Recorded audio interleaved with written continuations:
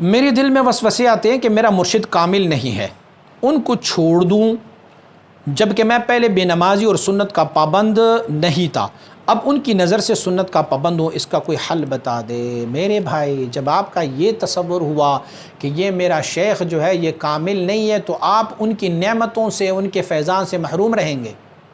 سب سے پہلے آپ کو یہ عقیدہ درست کرنا ہوگا، یا تو پھر آپ کو یہ کرنا ہوگا کہ آپ اپنی مرشد میں، جو آپ کے دل میں یہ خیال آ رہا ہے کہ میرا مرشد کامل نہیں ہے، اس میں کوئی دین کی فطور یا پھر شریعت اور طریقت میں سے کوئی فطور، یا شریعت کا کوئی فطور ہو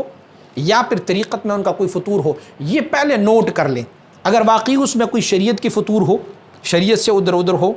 اور یا پھر طریقت میں ان کے کوئی فطور ہے، شریعت سے اور طریقت سے ادھر ادھر ہو، تو پھر تو وہ کامل نہیں ہے۔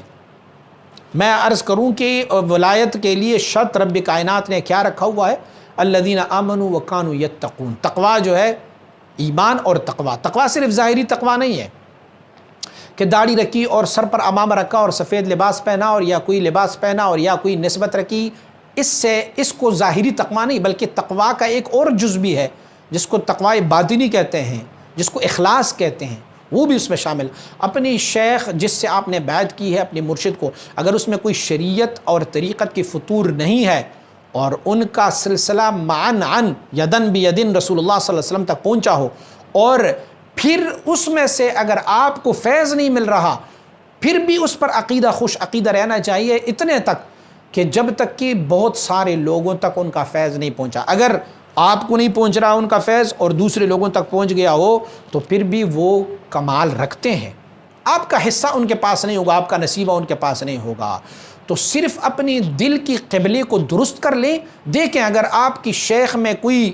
ایسا فطور موجود ہو جو شریعت کا ہو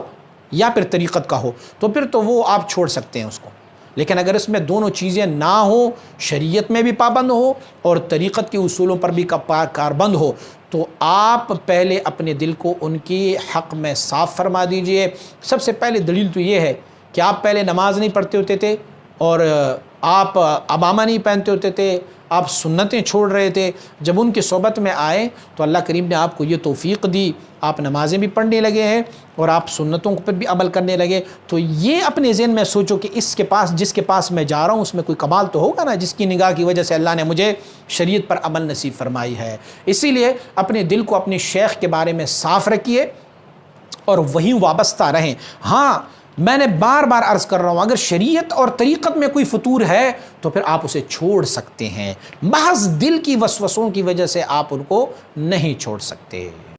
مزید اسلامی ویڈیوز کے لیے ہمارے YouTube چینل کو سبسکرائب کریں اور بیل آئیکن پر کلک کریں، اور ویڈیو کو لائک، کومنٹ اور شیئر ضرور کریں۔ جزاک اللہ۔